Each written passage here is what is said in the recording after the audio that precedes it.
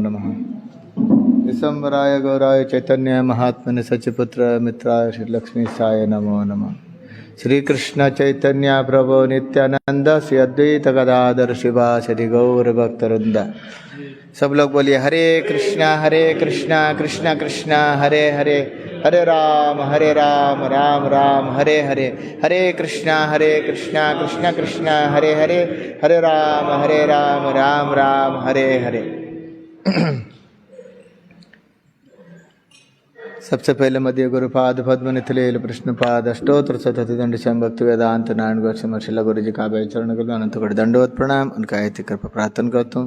स्वपास सच्चिनंदन गौरवरी, स्वपास राधा विनोदरी, ललिता विशाखजू गिरिराज महाराज, वृंदे महारानी, यमुना रसरानी, श्री ब्रजरानी के चरण कमल में अनंत कोटि दंडवत प्रणाम। उनके आहित्य कृपा प्रार्थना करता हूँ। उपस्थित वैष्णव सज्जनों मातृमूढ़ते दंडवत प्रणाम।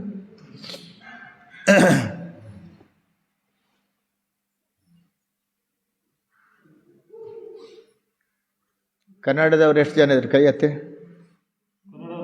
ಕನ್ನಡ ಹರಿಕಥಾ ज़्यादा नहीं है, थोड़ा है।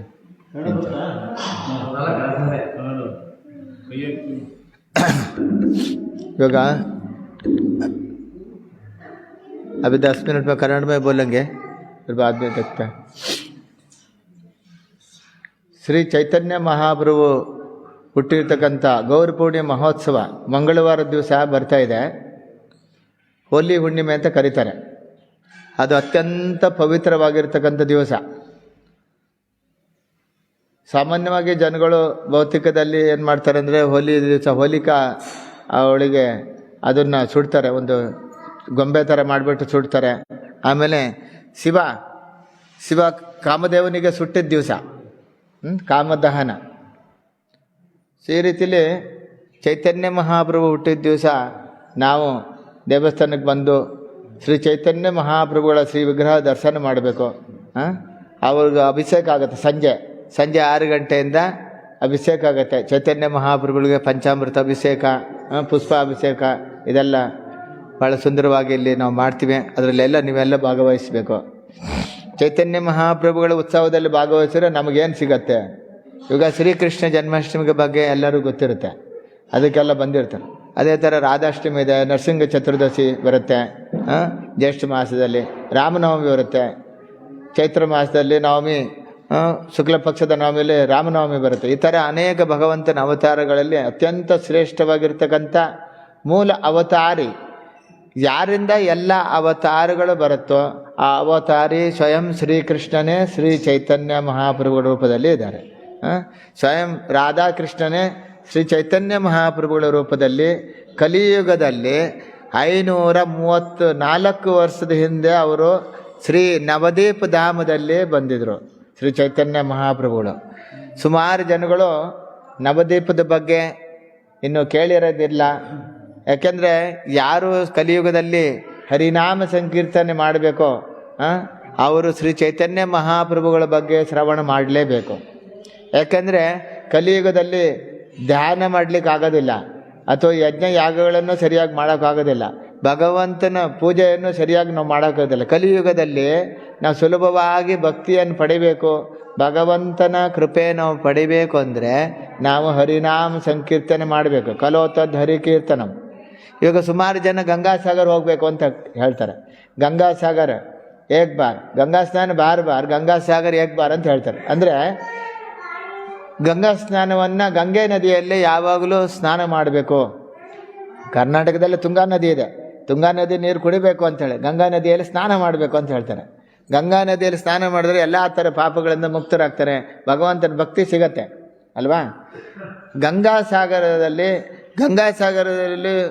ಹೋಗಿ ಸ್ನಾನ ಮಾಡಿದ್ರೆ ಇನ್ನೂ ಜಾಸ್ತಿ ಫಲ ಸಿಗತ್ತೆ. ಯಾಕೆಂದರೆ ಗಂಗಾ ಸಮುದ್ರಕ್ಕೆ ಸೇರುವಂಥ ಸ್ಥಳ ಅತ್ಯಂತ ಪವಿತ್ರವಾಗಿರ್ತದೆ. ಗಂಗಾಸಾಗರ ಸ್ನಾನ ಮಾಡೋಕ್ಕೆ ಹೋಗಬೇಕು ಅಂತ ಸುಮಾರು ಜನಗಳು ಮನಸ್ಸಲ್ಲಿ ಅದರ ತಿಳ್ಕೊಂಡಿರ್ತಾರೆ. ನವದೀಪ ಧಾಮದಲ್ಲಿ ಸಮುದ್ರಗಾರ ಅಂತ ಹೇಳ್ಬಿಟ್ಟು ಒಂದು ಜಾಗ ಇದೆ. ಅಲ್ಲಿ ಗಂಗಾದೇವಿಯನ್ನು ಕರ್ಕೊಂಡು ಹೋಗ್ಲಿಕ್ಕಂತ ಸಾಕ್ಷಾತ್ ಸಮುದ್ರ ದೇವ ಅಲ್ಲಿ ಬರ್ತಾನೆ, ಸಮುದ್ರ ದೇವತೆ ಅಲ್ಲಿ ಬರ್ತಾನೆ. ಇವತ್ತಿನ ದಿವಸ ಪರಿಕ್ರಮದಲ್ಲಿ ಸುಮಾರು 8-10 ಸಾವಿರ ಜನಗಳು ಪರಿಕ್ರಮದಲ್ಲಿ ಸಮುದ್ರಗಾರಿ, ಚಂಪಾಹಟ್ಟಿ ವಿದ್ಯಾನಗರ, ಕೋಬಾಲ ಇದೆಲ್ಲ ದರ್ಶನ ಮಾಡೋಕ್ಕೆ ಹೋಗ್ತಾರೆ. ಋತುದೀಪ ದರ್ಶನ ಮಾಡೋಕ್ಕೆ ಹೋಗ್ತಾರೆ. ನವದ್ವೀಪದಲ್ಲಿ 9 ದ್ವೀಪಗಳಿದ್ದಾವೆ. ಅದರಲ್ಲಿ ಅಂತರ್ದ್ವೀಪ ಬ್ರಹ್ಮದೇವರು ತಪಸ್ಸು ಮಾಡಿರ್ತಕ್ಕಂಥ ಸ್ಥಳ, ಯೋಗಪೀಠ ಶ್ರೀ ಚೈತನ್ಯ ಮಹಾಪ್ರಭುಗಳು ಹುಟ್ಟಿರ್ತಕ್ಕಂಥ ಸ್ಥಳ. ಒಂದು ಇದು ಮರದ ಕೆಳಗೆ ಅವ್ರು ಹುಟ್ಟಿದ್ದು, ಅದರಿಂದ ಅವರಿಗೆ ನಿಮಾಯಿ ಅಂತಲೂ ಕರೀತಾರೆ. ಅವರು ವಿದ್ಯಾಭ್ಯಾಸ ಮಾಡಿದ ಮೇಲೆ ಅವರಿಗೆ ನಿಮಾಯಿ ಪಂಡಿತ್ ಅಂತ ಕರೀತಾರೆ. ಈ ರೀತಿಯಲ್ಲಿ ನವದ್ವೀಪದಲ್ಲಿ ಅಂತರ್ದ್ವೀಪ, ಇನ್ನೊಂದು ಸಿಮಂತ ದ್ವೀಪ ಶ್ರವಣ ಮಾಡಲಿಕ್ಕೆ, ಭಗವಂತನ ಬಗ್ಗೆ ನಾವು ಶ್ರವಣ ಮಾಡಬೇಕಂದ್ರೆ ಸಿಮಂತ ದ್ವೀಪ ಅದು ಅತ್ಯಂತ ಶಕ್ತಿಶಾಲಿ ಆಗಿರ್ತಕ್ಕಂಥ ಶ್ರವಣದಲ್ಲಿ ಶ್ರೇಷ್ಠವಾಗಿರ್ತದೆ. ಪಾರ್ವತಿ ದೇವಿ ಶಿವನಿಂದ ಎಲ್ಲ ಥರ ಹರಿಕಥೆಗಳನ್ನು ಅಲ್ಲಿ ಕೇಳ್ತಾಳೆ. ಅದಕ್ಕೆ ಶ್ರವಣಕ್ಕೆ ಶ್ರೀ ಸಿಮಂತ ದ್ವೀಪ. ಗೋದ್ರುಮ್ ದ್ವೀಪ, ನಿನ್ನೆ ದಿವಸ ಭಕ್ತರು ಗೋದ್ರುಮ್ ದ್ವೀಪ ದರ್ಶನ ಮಾಡ್ತಾರೆ ಕೀರ್ತನಕ್ಯ. ಆಮೇಲೆ ಅದೆಲ್ಲ ದರ್ಶನ ಮಾಡಿಕೊಂಡು ಮಧ್ಯದ್ವೀಪಕ್ಕೆ ಬರ್ತಾರೆ. ಮಧ್ಯದ್ವೀಪದಲ್ಲಿ ಸ್ಮರಣೆ, ಕೊಲ ದ್ವೀಪದಲ್ಲಿ ಪಾದಸೇವನ. ಇವತ್ತಿನ ದಿವಸ ಋತುದ್ವೀಪ ದರ್ಶನ ಮಾಡ್ತಾರೆ ನವದ್ವೀಪ ಧಾಮದಲ್ಲಿ ಅರ್ಚನೆ. ನಾಳೆ ದಿವಸ ಅವರು ವಂದನಂ, ಜನೋದ್ವೀಪ್, ಮಧೋದ್ರಮ್ ದ್ವೀಪ್, ದಾಸ್ಯಂ, ರುದ್ರದ್ವೀಪ್, ಸತ್ಯ. ಈ ರೀತಿಯಲ್ಲಿ ನವದಾ ಭಕ್ತಿ ಶ್ರವಣಂ, ಕೀರ್ತನಂ, ವಿಷ್ಣು ಸ್ಮರಣಂ, ಪಾದ ಸೇವನಂ, ಅರ್ಚನಂ, ವಂದನಂ, ದಾಸ್ಯ, ಸಖ್ಯಂ, ಆತ್ಮ ನಿವೇದನ. ಈ ನವದಾ ಭಕ್ತಿಯಲ್ಲಿ ನಾವು ಸಿದ್ಧಿಯನ್ನು ಪಡಿಬೇಕು. ಸಂಪೂರ್ಣವಾಗಿ ಭಗವಂತನ ಭಕ್ತಿ ಪಡಿಬೇಕಂದ್ರೆ ನವದ್ವೀಪಕ್ಕೆ ಹೋಗಲೇಬೇಕು. ಗೌಡಿಯ ಸಂಪ್ರದಾಯದಲ್ಲಿ ಇದು ಕಂಪಲ್ಸರಿ. ಇವತ್ತಿನ ದಿವಸ ಭಕ್ತರು ಸಮುದ್ರಗರ್ ಅಲ್ಲಿ ಭಗವಂತನ ಚೈತನ್ಯ ಮಹಾಪ್ರಭುಗಳನ್ನ ಪಾಲಿಕೆಯಲ್ಲಿ ಕರ್ಕೊಂಡೋಗಿ ಅಲ್ಲೆಲ್ಲ ಹರಿಕಥೆ ಸಂಕೀರ್ತನೆ ಮಾಡ್ಕೊಂಡು ಹರಿಕಥೆ ಕೇಳ್ತಾರೆ. ಸಮುದ್ರ ದೇವತೆ ಗಂಗಾದೇವಿಯನ್ನು ಕರ್ಕೊಂಡು ಹೋಗಂತ ಬಂದಿರ್ತಕ್ಕಂಥ ಜಾಗ ಸಮುದ್ರಗರ ಅಂತ ಕರೀತಾರೆ. ಅಲ್ಲಿ ಭೀಮಸೇನ ಮಹಾರಾಜು ಆಮೇಲೆ ಸಮುದ್ರಸೇನ ಮಹಾರಾಜಿಗೆ ಯುದ್ಧಗಳು ನಡೆಯುತ್ತೆ. ಸಮುದ್ರಸೇನ ಮಹಾರಾಜು ಭಗವಂತನ ಪರಮ ಭಕ್ತರು, ಭೀಮಸೇನನು ಅವನು ಶ್ರೀಕೃಷ್ಣನ ಭಕ್ತರು. ಅವರಿಬ್ಬರಲ್ಲಿ ಯುದ್ಧ ಯಾಕೆ? ಸಮುದ್ರಸೇನ ಮಹಾರಾಜನಿಗೆ ಶ್ರೀಕೃಷ್ಣನ ದರ್ಶನ ಮಾಡಬೇಕು ಅಂತ ತುಂಬ ಇಷ್ಟ. ಅದರಲ್ಲೂ ಸಹ ಶ್ರೀ ಚೈತನ್ಯ ಮಹಾಪ್ರಭುಗಳು ಕಲಿಯುಗದ ಅವತಾರಿ. ನಮೋ ಮಹಾವದನ್ಯಾಯ ಕೃಷ್ಣ ಪ್ರೇಮ್ ಪ್ರದಾಯತೆ ಕೃಷ್ಣಾಯ ಕೃಷ್ಣ ಚೈತನ್ಯ ನಾಮನೇ ಗೌರತಿಸೇ ನಮಃ. ಅತ್ಯಂತ ದಯಾಳುವಾಗಿರ್ತಕ್ಕಂಥ ಶ್ರೀ ಚೈತನ್ಯ ಮಹಾಪ್ರಭು ಅವರು, ಯಾಕೆಂದರೆ ಔದಾರ್ಯ ಧಾಮ, ಆ ನವದ್ವೀಪ ಧಾಮದಲ್ಲಿ ಅವರು ಹುಟ್ಟಿದ್ದಾರೆ. ಅವರು ಎಲ್ಲರಿಗೂ ಸಹ ಯಾರಿಗಾದ ಅರ್ಹತೆ ಇಲ್ವೋ, ಯಾರಿಗೆ ಅರ್ಹತೆ ಇದೆ, ಪಾತ್ರ ಅಪಾತ್ರ ಇದನ್ನೆಲ್ಲ ನೋಡ್ದೇನೂ ಸಹ ಅವರು ಶ್ರೀಕೃಷ್ಣ ಪ್ರೇಮವನ್ನು ಕೊಡ್ತಾರೆ. ಯಾರೇನೋ ದಾನ ಕೊಡಬೇಕಂತ ಹೇಳಿದ್ರೆ ಸಮಯದಲ್ಲಿ ನೋಡಿಬಿಟ್ಟು ಕೊಡ್ತಾರೆ. ಯಾರಿಗೆ ಎಷ್ಟು ಕೊಡಬೇಕಂತ ನೋಡಿಬಿಟ್ಟು ದಾನ ಕೊಡ್ತಾರೆ ಅಲ್ವಾ? ಕೆಲವರು ದಾನ ಕೊಡುವಂಥ ಸಮಯದಲ್ಲಿ ಎಷ್ಟು ಒಂದು ಆನಂದವಾಗಿರ್ತಾರೆ ಅಂತ ಹೇಳಿದ್ರೆ, ಆ ಆನಂದದ ಒಂದು ಇದರಲ್ಲಿ ಅವರು ಮುಂದೆ ಯಾರು ಬಂದಿದ್ದಾರೆ, ಅವ್ರ ಹತ್ರ ಪಾತ್ರೆ ಇದೆಯೋ ಇಲ್ಲ ಅಂತ ಏನೂ ನೋಡೋದಿಲ್ಲ. ಅವ್ರಿಗೆ ಎಷ್ಟು ಬೇಕೋ ಅಷ್ಟನ್ನು ಕೊಡ್ತಾ ಇರ್ತಾರೆ ತಗೊಂಡೋಗಿ ಎಲ್ಲ. ಸೊ ಈ ರೀತಿಯಲ್ಲಿ ಚೈತನ್ಯ ಮಹಾಪ್ರಭುಗಳು ಆನಂದಂಬುದಿ ವರ್ಧನಂ, ಚೇತೋದರ್ಪಣವಾದನಂ, ಭವ ಮಹಾದಾಭಾಗ್ ನಿರ್ವಾಪನಂ, ಶ್ರೇಯ ಕೇರವ ಚಂದ್ರಿಕಾ ವಿತರಣಂ, ವಿದ್ಯಾವಧು ಜೀವನಂ, ಆನಂದಂಬುದಿ ವರ್ಧನಂ, ಪ್ರತಿಪದಂ ಪೂರ್ಣಾಮೃತ ಸಾಧನಂ, ಸರ್ವಾತ್ಮ ಸ್ನಾಪನಂ, ಪರಂ ವಿಜಯತೆ ಶ್ರೀಕೃಷ್ಣ ಸಂಕೀರ್ತನಂ. ಶ್ರೀಕೃಷ್ಣ ಸಂಕೀರ್ತನವನ್ನು ಮಾಡಿಸ್ಲಿಕ್ಕೆ ಶ್ರೀ ಚೈತನ್ಯ ಮಹಾಪ್ರಭು ಕಲಿಯುಗದಲ್ಲಿ ಬಂದಿದ್ದಾರೆ. ಆ ಸಂಕೀರ್ತನವನ್ನು ಮಾಡಿಕೊಂಡು ಸಂಕೀರ್ತನ ಮೂಲಕ ಎಲ್ಲರಿಗೂ ಸಹ ಕೃಷ್ಣ ಪ್ರೇಮವನ್ನು ಅವ್ರು ಕೊಡ್ತಿದ್ದಾರೆ. ವೈಷ್ಣವ ಅಪರಾಧಿಗಳಿಗೆ ಬಿಟ್ಟು ಮತ್ತು ಎಲ್ಲರಿಗೂ ಅವರು ಕೊಡ್ತಾರೆ. ಈಗ ವೈಷ್ಣವ ಅಪರಾಧ ಮಾಡಿದವರು ಸಹ ಚೈತನ್ಯ ಮಹಾಪ್ರಭು ಚರಣ ಆಶ್ರಯ ತಗೊಂಡು ಪ್ರಾರ್ಥನೆ ಮಾಡಿದಾಗ ಅವ್ರು ಹೇಳ್ತಾರೆ, ಯಾರು ಚರಣ ಕಮಲದಲ್ಲಿ ಅಪರಾಧ ಮಾಡಿದರೆ ಅಲ್ಲಿ ಹೋಗ್ಬಿಟ್ಟು ಕ್ಷಮೆ ಕೇಳಿ ನಿಮಗೂ ಕೊಡ್ತೀನಿ ಅಂತ ಹೇಳ್ತಾರೆ. ಈ ರೀತಿ ಚೈತನ್ಯ ಮಹಾಪ್ರಭುಗಳು ಅಪರಾಧ ಆಗಿದ್ರೂ ಸಹ ಕಲಿಯುಗದಲ್ಲಿ ನಾವು ಮಾಡ್ತಕ್ಕಂಥ ಕಾರ್ಯದಲ್ಲಿ ಎಷ್ಟೊಂದು ಅಪರಾಧಗಳಾಗತ್ತೆ. ಆದ್ರೂ ಚೈತನ್ಯ ಮಹಾಪ್ರಭುಗಳ ನಿತ್ಯಾನಂದ ಪ್ರಭುಗಳ ಹೆಸರನ್ನು ಕೇಳಿದ್ರೆ, ಅವರ ಸಂಕೀರ್ತನೆ ಮಾಡಿದ್ರೆ ಅಪರಾಧವನ್ನು ಕ್ಷಮೆ ಮಾಡಿಬಿಟ್ಟು ಅವರು ಕೃಷ್ಣ ಪ್ರೇಮವನ್ನು ಕೊಡ್ತಾರೆ. ಈ ರೀತಿಯಲ್ಲಿ ಸಮುದ್ರಸೇನ ಮಹಾರಾಜು ಕೃಷ್ಣನ ದರ್ಶನ ಮಾಡಬೇಕಂತ ಹೇಳಿಬಿಟ್ಟು ಭೀಮಸೇನ ಜೊತೆಗೆ ಯುದ್ಧ ಮಾಡ್ತಾರೆ. ಆವಾಗ ಭೀಮಸೇನ ಕೃಷ್ಣನಿಗೆ ಪ್ರಾರ್ಥನೆ ಮಾಡ್ತಾರೆ. ಕೃಷ್ಣ ಅಲ್ಲಿ ಬರ್ತಾನೆ. ಕೃಷ್ಣ ಬಂದಾಗ ಸಮುದ್ರಸೇನ ಮಹಾರಾಜ ಶ್ರೀಕೃಷ್ಣನ ದರ್ಶನ ಮಾಡ್ತಾನೆ. ಶ್ರೀಕೃಷ್ಣ ಸಮುದ್ರಸೇನ ಮಹಾರಾಜರಿಗೆ ಚೈತನ್ಯ ಮಹಾಪ್ರಭು ರೂಪದಲ್ಲೂ ಸಹ ದರ್ಶನ ಕೊಡ್ತಾರೆ. ಆವಾಗ ಸಮುದ್ರಸೇನ ಮಹಾರಾಜು ಭೀಮಸೇನ ಹತ್ರ ಸೋತು ಹೋಗ್ತಾರೆ. ಯಾಕೆಂದರೆ ಕೃಷ್ಣನ ದರ್ಶನ ಆಯ್ತಲ್ವ, ಇವಾಗ ಸೋತವ್ರು ಏನು ಪರವಾಗಿಲ್ಲ. ಈಗ ಭೀಮಸೇನ ಬಂದಿದ್ದೇನಕ್ಕೆ? ರಾಜೋಸಿ ಯಜ್ಞ ಮಾಡ್ತಾ ಇದ್ದೀವಿ, ಅದಕ್ಕೆ ನಮಗೆ ಕಾಣಿಕೆ ಬೇಕು. ಸೊ ನೀವು ಸರೆಂಡರ್ ಆಗಬೇಕು, ಇಲ್ಲಾಂದರೆ ನೀವು ಟ್ಯಾಕ್ಸ್ ಕಟ್ಟಬೇಕು.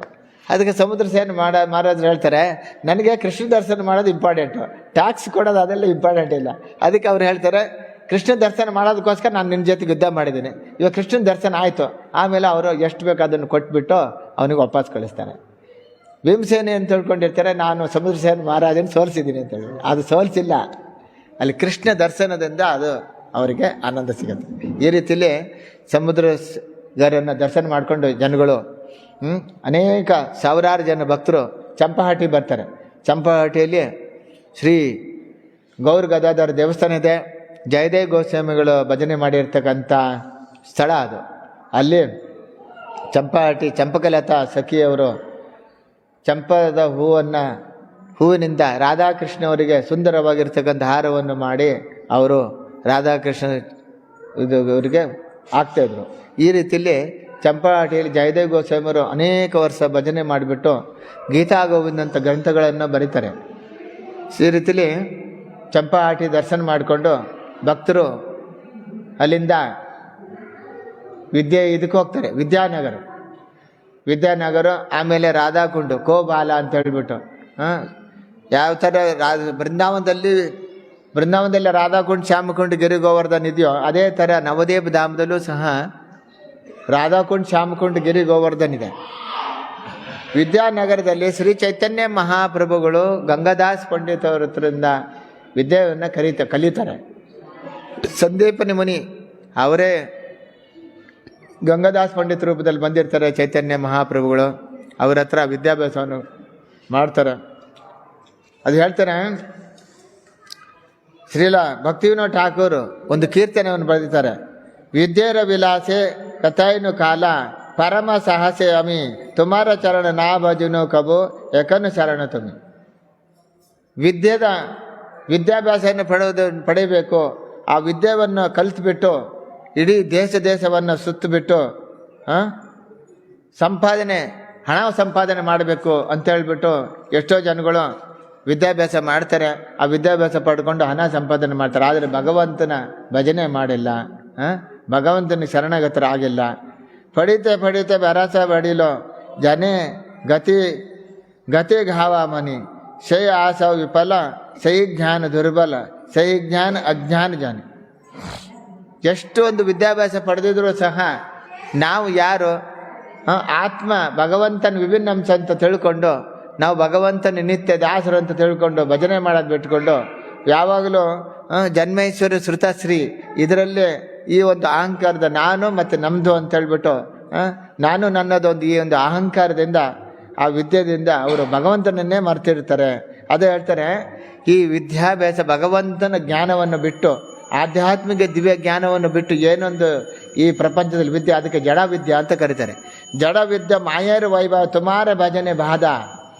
ಜಡ ವಿದ್ಯೆ ಎಷ್ಟು ಇದೆ, ದೊಡ್ಡ ದೊಡ್ಡ ಪಂಡಿತರು ಇರ್ತಾರೆ, ಆದರೆ ಅವರಲ್ಲಿ ಅಹಂಕಾರನೇ ಜಾಸ್ತಿ.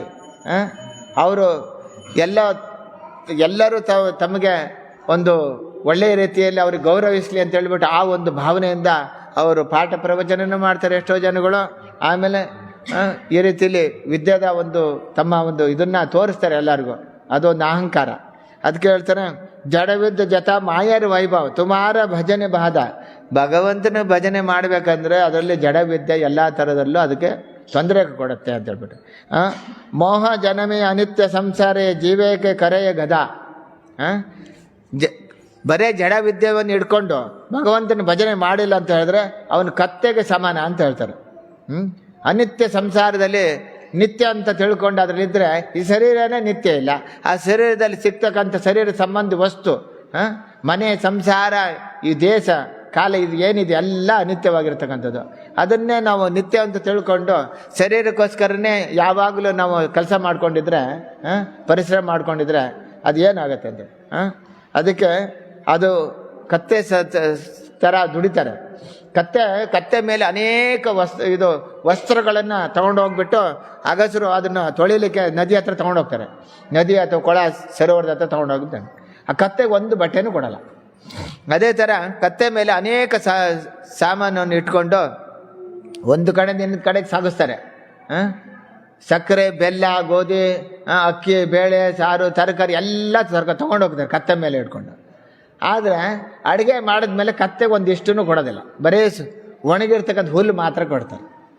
ಅದಕ್ಕೆ ಹೇಳ್ತಾರೆ, ಈ ಪ್ರಪಂಚದಲ್ಲಿ ನಾವು ಎಷ್ಟು ಒಂದು ಕೆಲಸ ಮಾಡಿಕೊಂಡು ಏನು ನಾವು ಇದು ಮಾಡ್ತೀವೋ, ಕಷ್ಟಪಡ್ತೀವೋ ಜನಗಳಿಗೋಸ್ಕರ, ಆದರೆ ನಾವು ಭಜನೆ ಮಾಡಿಲ್ಲ ಅಂತ ಹೇಳಿದ್ರೆ ಬರೀ ಈ ಶರೀರಕ್ಕೋಸ್ಕರನೇ ಇಡೀ ಜೀವನ ನಾವು ಕಷ್ಟಪಟ್ಟರು ಏನಾಗತ್ತೆ ಅಂತ ಹೇಳಿದ್ರೆ ಕತ್ತೆ ಥರ ನಾವು ಪ್ರಾಣ ಬಿಡಬೇಕು. ಆಯುರ್ ಹರಿತು ವೈಪುಂಸ, ನಮ್ಮ ಒಂದು ಆಯುಷ್ಯವನ್ನು ಶ್ರೀ ಸೂರ್ಯದೇವರು ಅದನ್ನು ಅಪಹರಣ ಮಾಡ್ತಾರೆ ಅಂತ ಹೇಳ್ತಾರೆ. ಅದಕ್ಕೆ ನಾವು ಭಕ್ತಿವಿನೋದ್ ಠಾಕೂರ್ ಹೇಳ್ತಾರೆ, ಸಪ್ತಮ ಗೌತಮ ಶ್ರೀಲ ಭಕ್ತಿವಿನೋದ್ ಠಾಕೂರ್ ಸಾವಿರಾರು ಕೀರ್ತನೆಗಳನ್ನು ಬರೀತಾರೆ. ಪುರಂದರದಾಸರು, ಕನಕದಾಸರು, ವಿಜಯದಾಸರು, ರಾಘವೇಂದ್ರ ಸ್ವಾಮಿಗಳು ಬರೆದಂಗೆ ಇವರು ಅನೇಕ ಕೀರ್ತನೆಗಳನ್ನು ಬರೀತಾರೆ. ಆ ಕೀರ್ತನೆ ಮೂಲಕ ನಮಗೆ ಉಪದೇಶನ ಕೊಡ್ತಾರೆ. ಕಲ್ಯಾಣ ಕಲ್ಪತರು, ಷಡಂಗ ಶರಣಗತಿ, ಲಾಳಸಮಯಿ ಕೀರ್ತನಿತ, ಅನೇಕ ಕೀರ್ತನೆಗಳನ್ನು ಭಕ್ತಿವಿನೋದ್ ಠಾಕೂರ್ ಬರೀತಾರೆ. ಅದು ಹೇಳ್ತಾನೆ, ಸಹಿ ಗದಹಯೇ ಸಂಸಾರ ಯಜೋ ವಹೇನು ಅನೇಕ ಕಾಲ. ಇವಾಗ ಏನು ಹೇಳಿದ್ರೆ ಅದನ್ನು ಹೇಳ್ತಿದ್ದಾರೆ.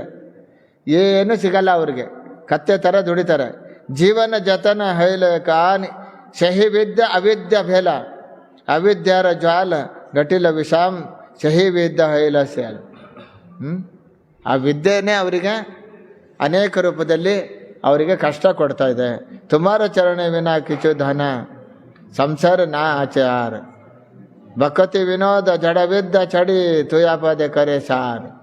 ಭಗವಂತನ ಪಾದಕಮಲವನ್ನು ಭಜನೆ ಮಾಡೋದು ಬಿಟ್ಟು ಬೇರೆ ಏನು ಇದೆಯಾ ಅದೆಲ್ಲ ಈ ಜಡವಿದ್ಯವನ್ನು ಬಿಟ್ಟುಬಿಟ್ಟು ನಿನ್ನ ಪಾದಕಮಲವನ್ನೇ ಸಾರ ರೂಪದಲ್ಲಿ ನಾನು ಸ್ವೀಕಾರ ಮಾಡ್ತೀನಿ.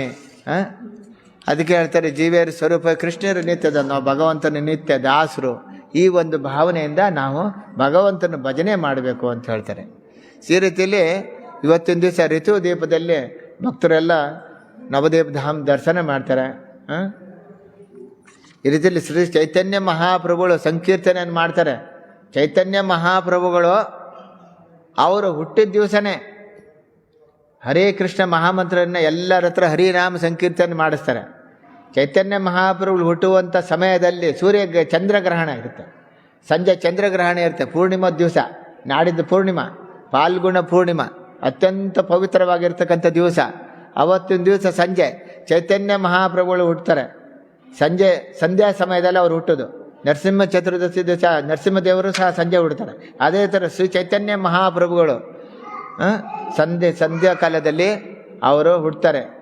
ಜಗನ್ನಾಥ್ ಮಿಶ್ರ ಅವರ ತಂದೆ, ಸಚಿ ಮಾತಾ ಅವರ ತಾಯಿ, ಬ್ರಜಧಾಮದಲ್ಲಿ ಯಶೋಧ ಮಾತಾ ನಂದ ಮಹಾರಾಜರೇ.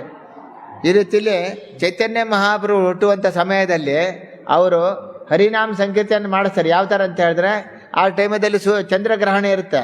ಚಂದ್ರಗ್ರಹಣ ಸಮಯದಲ್ಲಿ ಅವರು ಏನು ಮಾಡ್ತಾರೆ ಅಂತ ಹೇಳಿದ್ರೆ, ಎಲ್ಲರೂ ಹರಿ ಹರಿ ಹರಿ ಬೋಲ್ ಹರಿ ಬೋಲ್, ಹರೇ ಕೃಷ್ಣ ನಾರಾಯಣ ನಾರಾಯಣ ಅಚ್ಯುತ ಅನಂತ ಗೋವಿಂದ ಅಂತ ಹೇಳ್ಬಿಟ್ಟು ಗಂಗೆಯಲ್ಲಿ ಎಲ್ಲರೂ ಸ್ನಾನ ಮಾಡ್ತಾರೆ.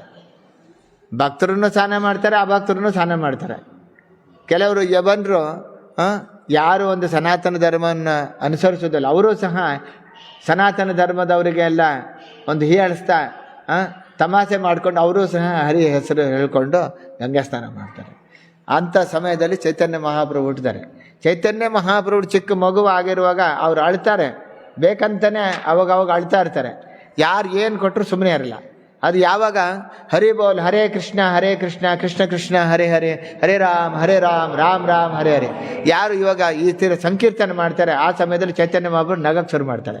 ಏನು ಕೊಟ್ಟರು ಸುಮ್ಮನೆ ಇರಲ್ಲ. ಆವಾಗ ಅಲ್ಲಿರ್ತಕ್ಕಂಥ ಹೆಂಗಸರು ಮಕ್ಕಳಿಗೆಲ್ಲ ಗೊತ್ತಾಗತ್ತೆ, ಈ ನಿಮಾಯಿಗೆ ಸುಮ್ಮನೆ ಇರಿಸ್ಬೇಕಾದ್ರೆ ನಾವು ಹರಿನಾಮ ಸಂಕೀರ್ತನೆ ಮಾಡಬೇಕು ಅಂತ ಹೇಳ್ಬಿಟ್ಟು. ಈ ರೀತಿಯಲ್ಲಿ ಚೈತನ್ಯ ಮಹಾಪ್ರಭುಗಳು ಚಿಕ್ಕ ಬಾಲಕನಾಗಲೇ ಇರುವಾಗಲೇ ಹರಿನಾಮ ಸಂಕೀರ್ತನೆ ಮಾಡಿಸ್ತಾರೆ. ಕಲಿಯುಗದಲ್ಲಿ ಪ್ರತಿ ಸಮಯದಲ್ಲಿ ನಾವು ಪ್ರಹ್ಲಾದ್ ಮಹಾರಾಜರು ಹೇಳ್ದಂಗೆ ಕೌಮಾರ ಆಚರಿತ ಪ್ರಜ್ಞೋ ಧರ್ಮ ಭಾಗವತಿ. 5 ವರ್ಷ ಮಗು ಇರುವಾಗಲೇ ನಾವು ಭಜನೆ ಮಾಡಲಿಕ್ಕೆ ಪ್ರಾರಂಭ ಮಾಡಬೇಕು ಅಂತ ಹೇಳ್ಬಿಟ್ಟು. ಕೆಲವರು ವಯಸ್ಸಾದ್ಮೇಲೆ ಭಜನೆ ಮಾಡಬೇಕು ಅಂತ ಹೇಳ್ತಾರೆ. ವಯಸ್ಸಾದ್ಮೇಲೆ ಕಣ್ಣು ಕಾಣಲ್ಲ, ಕಿವಿ ಕೇಳೋದಿಲ್ಲ, ಭಗವಂತನ ಏನು ಒಂದು ಸೇವೆ ಮಾಡೋಕ್ಕಾಗೋದಿಲ್ಲ. ಈ ರೀತಿಯಲ್ಲಿ ನಮ್ಮ ಶರೀರದಲ್ಲಿ ಶಕ್ತಿ ಇರುವಾಗಲೇ ನಾವು ಭಗವಂತನ ಭಜನೆ ಮಾಡಬೇಕು. ವಯಸ್ಸಾದ್ಮೇಲೆ ಕೆಳಗಡೆ ಕುತ್ಕೊಂಡು ಹರಿಕತೆ ಕೇಳೋಕ್ಕಾಗಲ್ಲ, ಚೇರ್ ಮೇಲೆ ಕುತ್ಕೋಬೇಕು. ಭಗವಂತನ ದೇವಸ್ಥಾನ ಪ್ರದಕ್ಷಿಣೆ ಮಾಡಬೇಕಂದ್ರೂ ಅದು ಆಗಲ್ಲ. ಈಗ ಸಾವಿರಾರು ಜನಗಳು ನವದೀಪ್ ಧಾಮ್ ಪರಿಕ್ರಮ ಮಾಡ್ತಿದ್ದಾರೆ, ಬೃಂದಾವನ ಪರಿಕ್ರಮ ಮಾಡ್ತಿದ್ದಾರೆ. ಶರೀರದಲ್ಲಿ ಶಕ್ತಿ ಇರಬೇಕು, ಶಕ್ತಿ ಇಲ್ಲ ಅಂದರೆ ಹೆಂಗೆ ಪರಿಕ್ರಮ ಮಾಡ್ತಾರೆ ಅಲ್ವಾ? ಅದೇ ರೀತಿಲಿ ನಮ್ಮ ಶರೀರದಲ್ಲಿ ಶಕ್ತಿ ಇರುವಾಗಲೇ ನಾವು ಭಗವಂತನ ಭಜನೆ ಮಾಡಬೇಕು. ಹೂವು ಅರಳಿರುತ್ತೆ, ಅದು ಸುಗಂಧವಾಗಿರುತ್ತೆ, ಆವಾಗಲೇ ಭಗವಂತನ ಚರಣ ಕಮಲದಲ್ಲಿ ನಾವು ಅರ್ಪಣೆ ಮಾಡಬೇಕು. ಅದು ಬಾಡೋದ್ಮೇಲೆ ಯಾರು ನೋಡಿ ಅದು ಯಾವುದು ಹೂವು ಹಾಕಿದ್ದಾರೆ ಅಂತ ಹೇಳ್ತಾರೆ. ಒಣಗಿದ ಹೂವೆಲ್ಲ ದೇವ್ರಿಗೆ ಅರ್ಪಣೆ ಮಾಡಿದ್ದಾರೆ ಅಂತ ಹೇಳ್ಬಿಟ್ಟು ಎಲ್ಲ ಹೇಳ್ತಾರೆ. ಅದಕ್ಕೆ ನಾವು ನಮ್ಮಲ್ಲಿ ಶಕ್ತಿ ಇರುವಾಗ ಭಗವಂತನ ಭಜನೆ ಮಾಡಬೇಕು. ಶ್ರವಣಂ ಕೀರ್ತನ ವಿಷ್ಣು ಸ್ಮರಣಂ ಪಾದ ಸೇವನಂ ಅರ್ಚನಂ ಅಂತ ದಾಸ್ಯ ಸಖ್ಯ ಆತ್ಮನಿವೇದನಂ, ಇದನ್ನು ಚೈತನ್ಯ ಮಹಾಪ್ರಭು ತೋರಿಸ್ತಾರೆ. ಚೈತನ್ಯ ಮಹಾಪ್ರಭುಗಳು ಚಿಕ್ಕ ಮಗುವಾಗಿರುವಾಗಲೇ ನಾನೇ ಸ್ವಯಂ ಭಗವಂತ ಅಂತೇಳ್ಬಿಟ್ಟು ಇದನ್ನು ತೋರಿಸ್ತಾರೆ. ಯಾತ್ರಿಕ ಬ್ರಾಹ್ಮಣರು ಒಬ್ಬರು ಬರ್ತಾರೆ ನವದೀಪ್ ಧಾಮದಲ್ಲಿ. ನವದೀಪ್ ಧಾಮಕ್ಕೆ ಬಂದುಬಿಟ್ಟು ಯಾತ್ರಿಕ ಬ್ರಾಹ್ಮಣರು ಅವರು ಸಾಲಿಗ್ರಾಮ ಪೂಜೆ ಮಾಡಿಕೊಂಡು ಗೋಪಾಲ ಮಂತ್ರದಿಂದ ನೈವೇದ್ಯ ಮಾಡ್ತಾರೆ. ಚೈತನ್ಯ ಮಹಾಪ್ರಭು ಇವಾಗ ಚಿಕ್ಕ ಹುಡುಗ ಅವರು ನಿಮಾಯಿ, ಅವ್ರು ಬಂದುಬಿಟ್ಟು ಆ ನೈವೇದ್ಯವನ್ನು ತಿಂತಾರೆ. ಆ ಬ್ರಾಹ್ಮಣರು ಕೂಗೊಳ್ತಾರೆ, ಅವರಿಗೆ ಕೋಪ ಬರುತ್ತೆ. ಅಯ್ಯೋ ಮಗು ಬಂದುಬಿಟ್ಟು ಅವ್ರು ಜೋರಾಗಿ ಕೂಕೊಂಡು ಮನೆಯವರಿಗೆಲ್ಲ ಹೇಳ್ತಾರೆ, ನಾನು ಭಗವಂತನಿಗೆ ನೈವೇದ್ಯ ಮಾಡ್ತಾಯಿದ್ದೆ, ನಿಮ್ಮ ಮಗ ಬಂದುಬಿಟ್ಟು ಎಲ್ಲ ಹಾಳು ಮಾಡಿಬಿಟ್ಟ ಅಂತ ಹೇಳ್ಬಿಟ್ಟು 2 ಸರಿ ಅದೇ ಥರ ಆಯಿತು. 3ನೇ ಸರಿ ಚೈತನ್ಯ ಮಹಾಪ್ರಭುಗಳು ಹೇಳ್ತಾರೆ, ಅವ್ರನ್ನ ಚೈತನ್ಯ ಮಹಾಪ್ರಭು ಒಂದು ರೂಮ್ ಒಳಗಡೆ ಇಟ್ಬಿಟ್ಟು ಅವ್ರು ಬಾಗಿಲು ಹಾಕಿಟ್ಟು ಲಾಕ್ ಮಾಡಿ ಇಟ್ಟಿರ್ತಾರೆ. ಆ ಬ್ರಾಹ್ಮಣರು ರಾತ್ರಿ 12 ಗಂಟೆಗೆ ಹೋಗೋ ನೈವೇದ್ಯ ಮಾಡ್ತಿರ್ತಾರೆ. ಕೀರ್ ಪ್ರಸಾದವನ್ನು ಭಗವಂತನಿಗೆ ಅರ್ಪಣೆ ಮಾಡ್ತಿರ್ತಾರೆ. ಅಷ್ಟೊತ್ತಿಗೆ ಚೈತನ್ಯ ಮಹಾಪ್ರಭು ಬಂದುಬಿಟ್ಟು ಮತ್ತೆ ತಿಂತಾರೆ. ಅವಾಗ ಬ್ರಾಹ್ಮಣ ಜೋರಾಗಿ ಕೂಗಬೇಕು ಅಂತ ಹೇಳ್ಬಿಟ್ಟು ಬಾಯಿ ತೆಗೆದಾಗ ಚೈತನ್ಯ ಮಹಾಪ್ರಭು ಹೇಳ್ತಾರೆ, ಸುಮ್ಮನೆ ಇರು ಅಂತ ಹೇಳ್ತಾರೆ. ನೀನು ಏನು ಇದು ಮಾಡಬೇಡಿ, ಏಕೆಂದರೆ ಹೇಳ್ತಾರೆ, ನೀನು ನನ್ನನ್ನು ಕರಿತಾ ಇದೆಯಾ, ನನ್ನ ಮಂತ್ರ ಜಪ ಮಾಡ್ತಾ ಇದೆಯಾ, ನಾನೇ ಗೋಪಾಲು, ನೀನು ನನ್ನ ಮಂತ್ರ ಜಪ ಮಾಡಿ ನನಗೆ ಕರಿತಾ ಇದೆಯಾ, ನಾನು ಬಂದು ನೈವೇದ್ಯ ತಗೊಂಡ್ರೆ ನೀನು ಯಾಕೆ ಕೂಕೊಳ್ತೀಯ ಕೇಳ್ತಾರೆ. ಅವಾಗ ಬ್ರಾಹ್ಮಣ ಹಿಂದೆ ಮುಂದೆ ನೋಡ್ತಾನೆ, ಯಾರು ಇವನೇ ಗೋಪಾಲ ಅಂತ. ಅವು ಬಾಗಿಲು ಹಾಕಿಬಿಟ್ಟು ಮನೆ ಒಳಗಡೆ ಆ ಕೋಣೆಯಲ್ಲಿ ಬಾಗಿಲು ಹಾಕಿಬಿಟ್ಟು ಲಾಕ್ ಮಾಡಿದ್ದಾರೆ, ಇವನು ಹೆಂಗೆ ಬಂದ ಅಂತ ಹೇಳ್ಬಿಟ್ಟು. ಅವಾಗ ಚೈತನ್ಯ ಮಹಾಪ್ರಭು ಅಷ್ಟಭುಜ ರೂಪದಲ್ಲಿ ದರ್ಶನ ಕೊಡ್ತಾರೆ. ಅವರೇ ವಿಷ್ಣು, ಅವರೇ ಶ್ರೀರಾಮಚಂದ್ರ, ಅವರೇ ಶ್ರೀಕೃಷ್ಣ, ಅವರೇ ಚೈತನ್ಯ ಮಹಾಪ್ರಭುಗಳು ಅಂತ ಹೇಳ್ಬಿಟ್ಟು ದರ್ಶನ ಕೊಡ್ತಾರೆ. ಈ ರೀತಿಲಿ ಚೈತನ್ಯ ಮಹಾಪ್ರಭುಗಳು ಚಿಕ್ಕ ವಯಸ್ಸಿನಲ್ಲಿ ಅನೇಕ ಲೀಲೆಗಳನ್ನು ಅವರು ಮಾಡಿ ತೋರಿಸ್ತಾರೆ. तो आज के दिन हम लोग का परिक्रम है. अभी तक हम लोग हिंदी कन्नड़ में सुना है, अभी 5-10 मिनट सुनिए. तो आज का जो परिक्रम है नवदीप धाम परिक्रम, भक्त लोग नवदीप धाम परिक्रम कर रहे हैं. सारे विश्व ब्रह्मांड में जितने सारे ये हैं तीर्थ स्थान हैं, 60,000 करोड़ 60 बिलियन तीर्थ स्थान जो हैं वो नवदीप धाम में हैं. भक्त लोग जब परिक्रम कर रहे हैं, हर कदम में वो लोग जब रखते हैं उसमें 1-1 करोड़ अश्वमेध यज्ञ का फल मिलती हैं. ऐसे भक्त लोग नवदीप धाम परिक्रम कर रहे हैं. तो आज के दिन भक्त लोग समुद्रगढ़, विद्यानगर, चंपाहटी, कोबाला, राधा कुंड का परिक्रम कर रहे हैं. ऋतुद्वीप का परिक्रम कर रहे हैं. ऋतुद्वीप कौन सा है? नवदा भक्ति में ऋतुद्वीप अर्चन द्वारा भगवान का जो प्रसन्न करते हैं वो जो है ऋतुद्वीप हैं. वहाँ पर समुद्रगढ़, जहाँ पर समुद्र देव गंगा जी को दर्शन करने के लिए गंगा जी को अपने घर लेके जाने के लिए आए थे. लेकिन वहीं पर जो गंगा जी से उन्होंने नवदीप का महिमा जब सुना है तो समुद्र देव, तब वहीं पर उन्होंने मूल रूप वहीं पर समुद्रगढ़ में रहते हैं.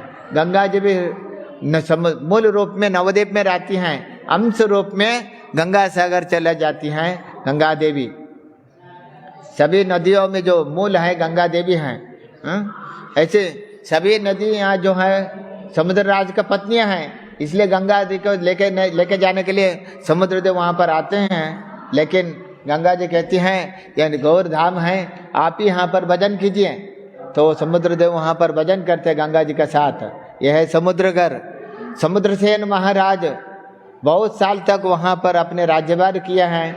और वहाँ पर एक बार भीमसेन महाराज समुद्रसेन राज्य में आते हैं, बोले हम लोग राजस्व यज्ञ ये सब कर रहे हैं, तो युधिष्ठिर महाराज का आदेश है आप लोग टैक्स देना पड़ेगा, तो अगर टैक्स नहीं दे सकते हमारे साथ युद्ध कीजिए. समुद्रसेन महाराज भी भगवान का परम भक्त हैं, और भीमसेन महाराज भी भगवान का भक्त है। दोनों कैसे युद्ध करेंगे? युद्ध नहीं करेंगे। लेकिन समुद्रसेन महाराज ने देखा भीम जी भगवान का परम भक्त हैं, चलो इनका साथ हम युद्ध करते हैं, उनका रक्षण के लिए भगवान श्री कृष्ण स्वयं आएंगे, मैं ऐसे युद्ध करूंगा, वो भगवान के लिए चिल्लाएंगे, भगवान का नाम लेके चिल्लाएंगे भीमसेन महाराज, तो श्री कृष्ण आएंगे वहाँ पर, तो श्री कृष्ण के दर्शन का भाग्य मेरे को मिलेगा। इसलिए समुद्रसेन महाराज इतने तेज में, जैसे भीष्म पितामह अर्जुन का साथ युद्ध किए थे, बोले कृष्ण को अस्त्र उठाने पड़ेगा, ऐसे संकल्प किए थे। ऐसे समुद्रसेन महाराज भगवान का नाम लेते लेते ऐसे युद्ध किया। समुद्रसेन महाराज भीमसेन से युद्ध करते हैं। भीमसेन अभी हरने का समय उस परिस्थिति में उन्होंने जोर जोर से भगवान का नाम लेके पुकारते हैं, प्रभु अगर मैं पंच पांडवों में जो मध्यम, तो अगर मैं हार गया तो आपका बदनाम होगी, इसलिए आप कृपा करके मेरा रक्षण कीजिए। भीमसेन महाराज भगवान का नाम लेके पुकारते हैं, तो भगवान वहाँ पर आते हैं, लेकिन भीमसेन का पीछे खड़े रहते हैं, तो भीमसेन को दर्शन नहीं है, समुद्रसेन महाराज का दर्शन मिलती है। समुद्रसेन महाराज भगवान का दर्शन करके तो अपना अस्त्रों को नीचे रखता है, तो भीमसेन महाराज समुद्रसेन महाराज को हरा देते हैं। और लेकिन समुद्रसेन महाराज को श्री कृष्ण दर्शन, फिर समुद्रसेन महाराज प्रार्थना करते हैं, प्रभु ये गौर धाम है, आप गौरांग महाप्रभु के रूप में दर्शन दीजिए। तो श्री कृष्ण वहीं पर चैतन्य महाप्रभु के रूप में समुद्रसेन महाराज को दर्शन देते हैं। तो समुद्रसेन महाराज बहुत प्रसन्न होकर भीमसेन से मिलते हैं, तो दोनों तो भाई जैसे हो गए, तो उनको सभी प्रकार का जो टैक्स जो देने का था वो सब दे के वो चला था। लेकिन भीमसेन महाराज के मालूम नहीं है समुद्रसेन महाराज इतने प्रसन्न कैसे, इतने आनंद कैसे, जब किसी से जब हार जाएगा तो उनको दुखी होना चाहिए, लेकिन इसने प्रसन्न कैसे, यह है भगवान का लीला है। तो ऐसे हजारों भक्त लोग वह समुद्र गर्भ में दर्शन करते हैं। उसके बाद चंपाहटी में आते हैं। चंपाहटी स्थान है, अत्यंत पवित्र स्थान है, ऋतुद्वीप में है। वो चंपाहटी में, चंपाहटी कोलाद्वीप का, चंपाहटी समुद्र का कोलाद्वीप का अंतर्गत आता है। तो चंपाहटी में श्री जयदेव गोस्वामी पाद बहुत साल तक भजन करते हैं। तो उन्होंने भजन किया था पहले, उन्होंने गीता गोविंद लिखा है। राधा कृष्ण युगल, राधा महादेव जी का परम भक्त हैं। उन्होंने श्रित कमलाकुच कुंडल है दत्त मंडले, ये कीर्तन लिखा है।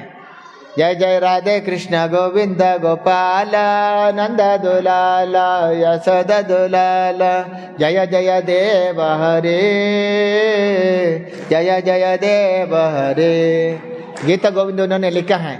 कहीं भी हम लोग गीत गोविंद गाते हैं, भगवान वहाँ पर उपस्थित हो जाते हैं। हाँ, हम लोग को तो देखने का तो आंख नहीं है, इसलिए हम नहीं देख सकते, लेकिन जहाँ पर गीत गोविंद कीर्तन होते हैं वहाँ पर भगवान आते हैं। क्योंकि जगन्नाथपुर में एक महिला बगीचा में जो फूल तोड़ रहे थे, गीत गोविंद गा रहे थे, भगवान जगन्नाथ मंदिर छोड़ के वहाँ पर जाते हैं। ऐसे ही हम लोग को इधर उधर कहीं भी गीत गोविंद नहीं गाना चाहिए, मंदिर में गाना चाहिए, अपना अपने घर में गीत गोविंद का कीर्तन करना चाहिए, क्योंकि स्वयं भगवान आता है, उसको कष्ट होता है। तो गीत गोविंद का जयदेव गोस्वामी पाद गीत गोविंद ग्रंथ लिखा है।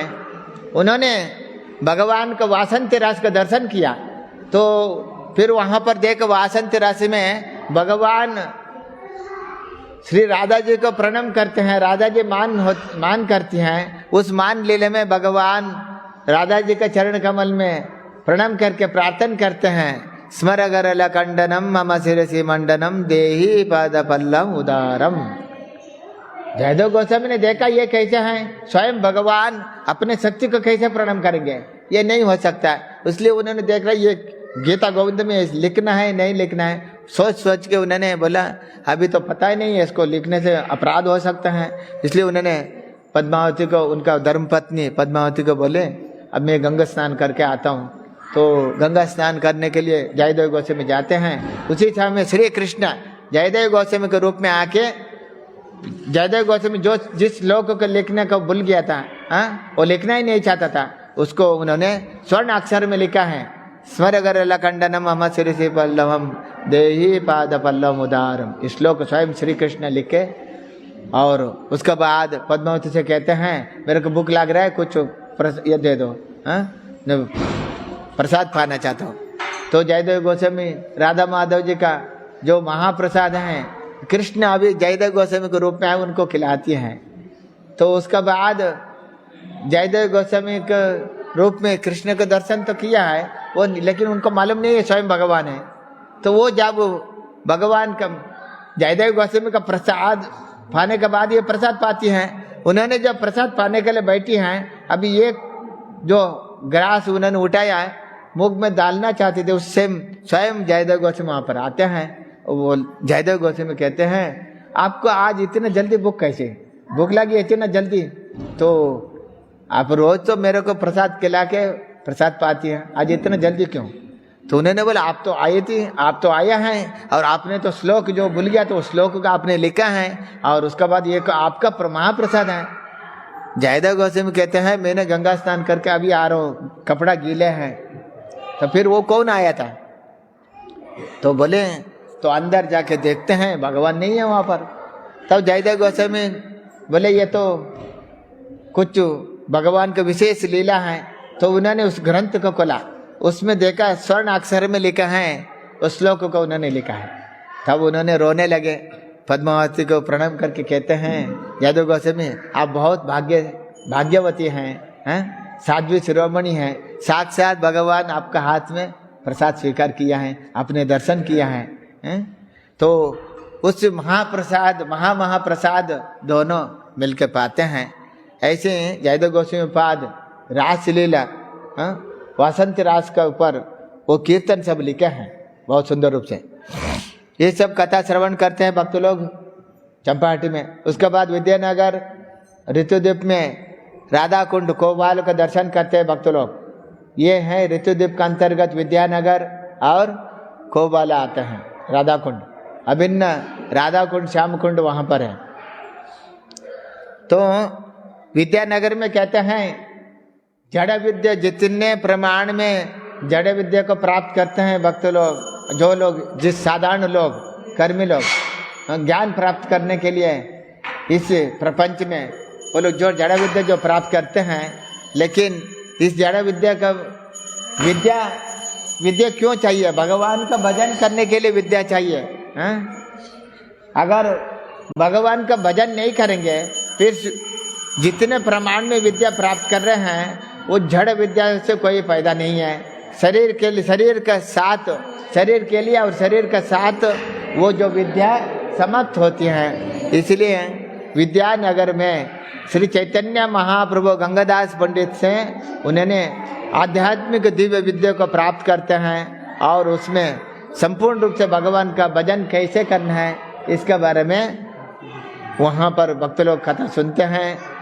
फिर वहाँ पर राधा कुंड का दर्शन करते हैं। नित्यानंद प्रभु जी गोस्वामी का नवदेव परिक्रम कराया है। तो नित्यानंद प्रभु कहते हैं जी गोस्वामी का ये तो साक्षात वृंदावन का राधा कुंड है। तो वृंदावन में मधुवन, तालवन, बहुलवन, कुमुदवन और खदीरवन, वृंदावन, काम्यवन, लोहवन, भद्रवन, बंडीरवन, महावन, ये सब वहाँ पर वृंदावन है, गुप्त रूप में नवदेव धाम में है।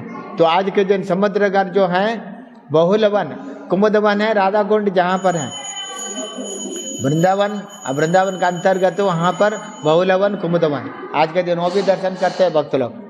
ये सब नवद्वीप में भक्त लोग दर्शन करते हैं। कल का दिन दर्शन करेंगे जानोद्वीप, भद्रवान, भंडेरवान, ये सब दर्शन करते हैं। मधोद्रम देव दर्शन करते हैं।